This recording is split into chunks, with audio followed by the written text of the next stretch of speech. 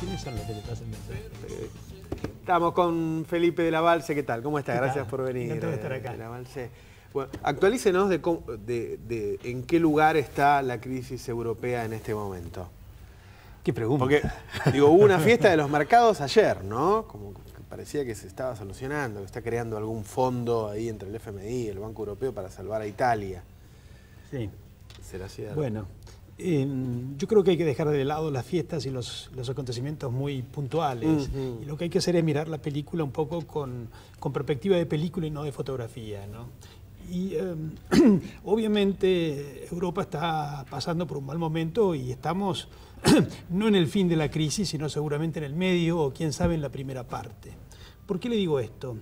Europa se construyó sobre dos grandes miedos.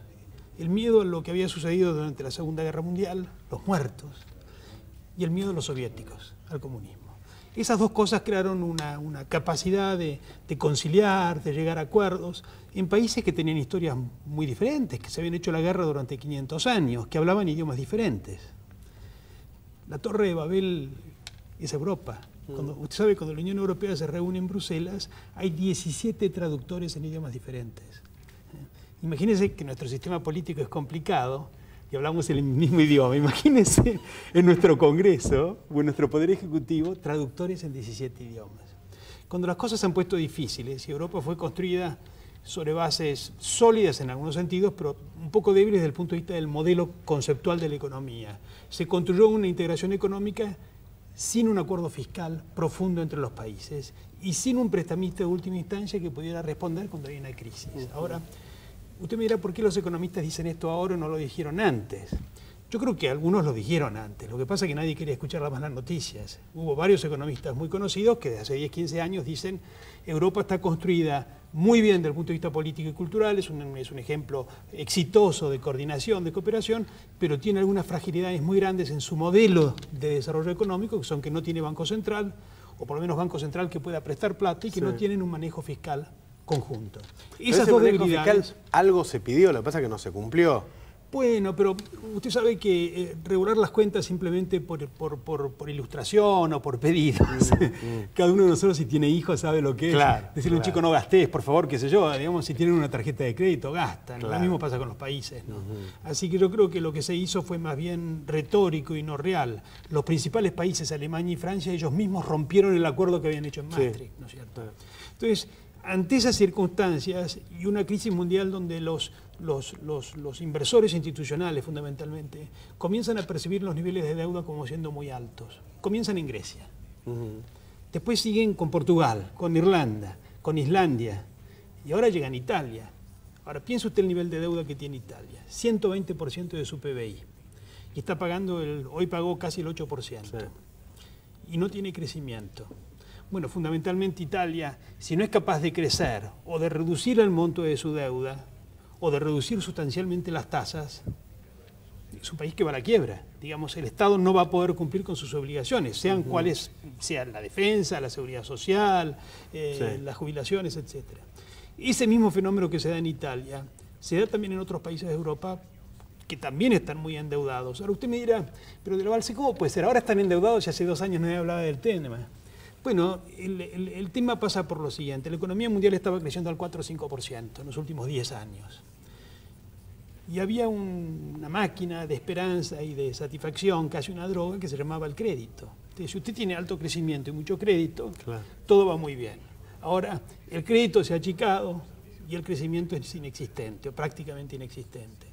La combinación de esto hace que estamos enfrentando un mundo que va a ser un mundo muy difícil en los próximos meses y seguramente en los próximos años también. Ahora, ¿hay más posibilidades de que alguno de estos grandes países caiga en default o el escenario más posible es que sean salvados pero que pasen, como dijo Merkel, por una década media perdida? Yo creo que es muy difícil decir lo que va a pasar, pero puede pasar cualquier cosa.